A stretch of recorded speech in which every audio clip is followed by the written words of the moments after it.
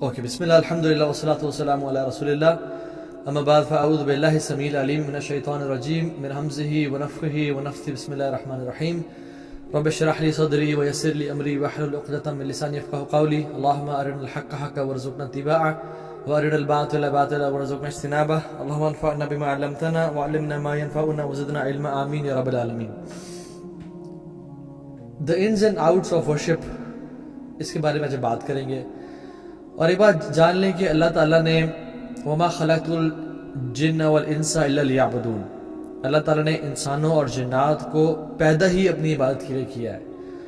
تو یہ بات جان لیں کہ آج ہم جو بھی بات کر رہے ہیں وہ ہمارے اس دنیا میں آنے کے مقصد کے بارے میں بات کر رہے ہیں کہ ہم اس دنیا میں آئے کیوں، واٹ از آور پرپز، اور اپنے پرپز کے بارے میں انشاءاللہ آج ہم بات کریں گے کہ ہمیں جس پرپز کے لیے بھیجا گیا ہے، ہم کیا اس پرپز کو صحیح سمجھتے ہیں یا نہیں سمجھتے، ہمیں اس کے بارے میں بیسک نالج ہے یا نہیں ہے۔ اور انفارچونیٹلی ہم لوگ اپنی زندگیوں کے 25-30 سال پیک کے ایئرز گزار چکے ہیں، لیکن ہمیں سے اکثریت کو نہیں پتا کہ عبادت کی پرنسپلز کیا ہیں، اللہ کے نبی کی عبادت کیسی تھی، صحابہ کی عبادت کیسی تھی، اور وہ کس کس طریقے سے ڈفرینٹ ایسپیکٹس آف عبادت کو اپنی لائف میں انکلکیٹ اور انٹیگریٹ کیا کرتے تھے۔ تو انشاءاللہ آج ہم اس بارے میں بات کریں گے، اور ہم کچھ پرنسپلز، میرا جو آج دیکھیں میں آپ کو بریک ڈاؤن کر دیتا ہوں۔ ہم آج 3 پرنسپل سے بات کریں گے، دا پرنسپلز آف فار عبادت۔ دوسری چیز، ہم آج رسول اللہ صلی اللہ علیہ وسلم کی عبادت کے بارے میں بات کریں گے، ہاؤ واز ہز عبادت۔ اور تیسری چیز، ہم سلف صالحین کی عبادت کے بارے میں بات کریں گے کہ وہ اللہ کی تعالیٰ کی عبادت کس طرح سے کیا کرتے تھے، اینڈ ہاؤ سیریس دے ور، اور ان کی پرائورٹیز کیا تھیں اللہ تعالیٰ کی عبادت کرنے میں۔ پہلی چیز، پہلا پرنسپل، اللہ تعالیٰ سورہ ملک میں فرماتے ہیں الذی خلق الموت والحیات لیبلوکم ایکم احسن عملا، کیا وہی اللہ ہے، وہی رب ہے جس نے زندگی کو، موت کو اور زندگی کو پیدا کیا۔ کچھ علماء نے لکھا ہے موت اس دنیا کی زندگی، کیونکہ this life is not really life, it's just a glimpse, والحیات آخرت کی زندگی، اس دنیا کی زندگی اور آخرت کی زندگی کو پیدا کیا، and life and death itself Allah تعالیٰ کی مخلوقات میں سے ہیں، ان کو پیدا کیا کیوں؟ لیبلوکم ایکم احسن عملا، تاکہ اللہ تعالیٰ تمہیں ٹیسٹ کرے، لیبلوکم تمہیں ٹیسٹ میں مبتلا کرے کہ تم میں سے احسن عمل کون کرتا ہے۔ سلف صالحین مختلف، ابن کثیر رحمہ اللہ اور مختلف مفسرین اس کی تفسیر میں لکھتے ہیں احسن عملہ کی احسن عمل کیا ہوتا ہے، فرماتے ہیں کہ وہ عمل جس میں سنسیریٹی ہو اور جو سنت کے مطابق ہو، وہ احسن عمل ہوتا ہے۔ ایک عمل جس میں سنسیریٹی تو ہے لیکن سنت کے مطابق نہیں ہے، اٹ از ناٹ این احسن عمل۔ اور ایک عمل جس میں سنت کے مطابق تو ہے لیکن سنسیریٹی نہیں ہے، اللہ تعالیٰ کی رضا کے لیے بھی ہے اور کسی اور کو خوش کرنے کے لیے بھی ہے، وہ بھی احسن نہیں ہے، وہ بھی قبول نہیں کیا جائے گا۔ سو احسن عمل کو پانے کے لیے سنسیریٹی اور سنت کے مطابق ہونا بڑا ضروری ہے۔ سنسیریٹی از اونلی فار اللہ سبحانہ وتعالی، اللہ کے علاوہ کوئی اور کسی اور کی رضا، کسی اور کی خوشی شامل نہ ہو اس عمل میں۔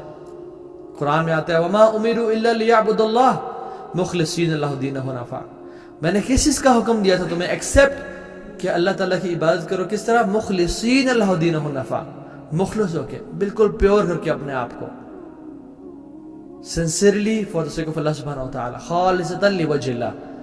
تو ہمارے اعمال جو ہے نا، یہ بات یاد رکھیں، اس میں نہ والد صاحب کو، نہ دوست کو، نہ باس کو، نہ کولیگز کو، کسی کو خوش نہیں کرنا ایکسیپٹ اللہ سبحانہ وتعالی۔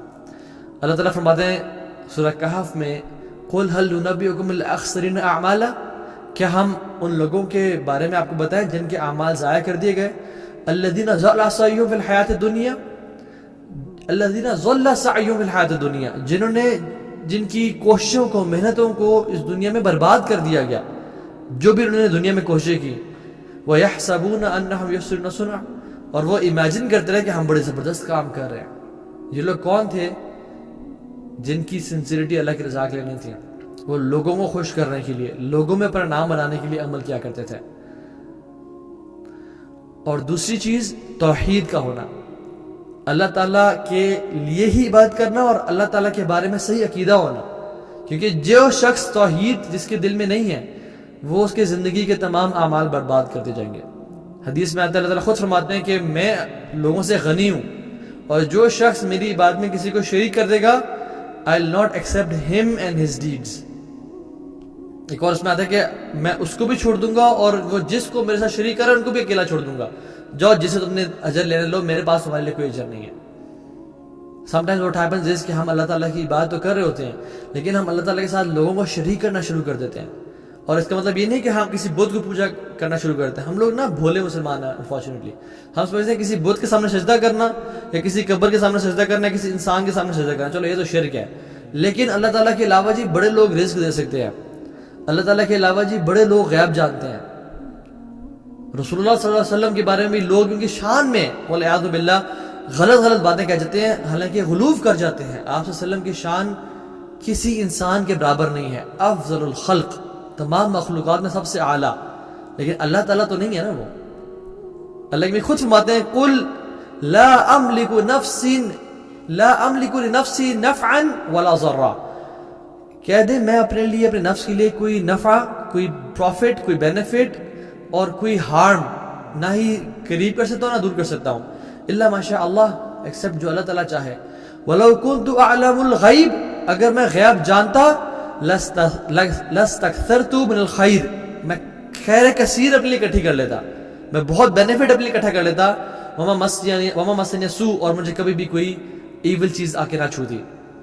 مجھے پتا ہوتا اگر کل ٹیوزڈے کو میرا گاڑی کی بھی ایکسیڈنٹ ہونا ہے میں کل نکلتا ہی نہ. مجھے پتا ہوتا کہ وینسڈے کو اگر بزنس میں انویسٹمنٹ کا لاس ہونا ہے میں وینسڈے کو انویسٹمنٹ ہی نہ کروں.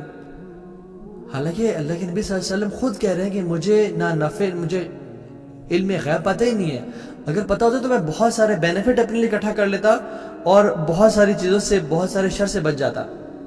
ایک یہودی عورت نے اللہ کے نبی کو کھانے پہ بلایا، اس میں زہر ملا دیا. رسول اللہ صلی اللہ علیہ وسلم کو علم غیب اس معاملے میں ہوتا، آپ صلی اللہ علیہ وسلم وہ نہ کھاتے اور صحابی کو بھی روک دیتے. آپ صلی اللہ علیہ وسلم زبان پہ انہوں نے رکھا اور جبریل علیہ السلام نازل ہو گئے اور اس صحابیوں کے ساتھ انہوں نے کچھ لقمے کھا لیا and he died there. جو لوگ کہتے ہیں لیکن میرے کو علم غیب تھا، کیا نعوذ باللہ رسول اللہ صلی اللہ علیہ وسلم نے اپنے صحابی کو نہیں بچایا؟ پھر تو تھوڑا سوچ سمجھ سے بات کیا کریں. تھوڑا ہمیں اللہ تعالیٰ کی توحید کے بارے میں جاننا چاہیے. اور جو شخص اللہ تعالیٰ کے ساتھ توحید اختیار کرتا ہے تو اللہ تعالیٰ کے ساتھ شرک نہیں کرتا، یہ اس بندے کا اللہ پہ حق ہے کہ اللہ تعالیٰ اس بندے کو معاف کر دے. اور جو ایسے کرے گا پھر جنت اس کے لیے ہے اور انشاءاللہ وہ جہنم کی آگ سے ہمیشہ ہمیشہ بچے گا.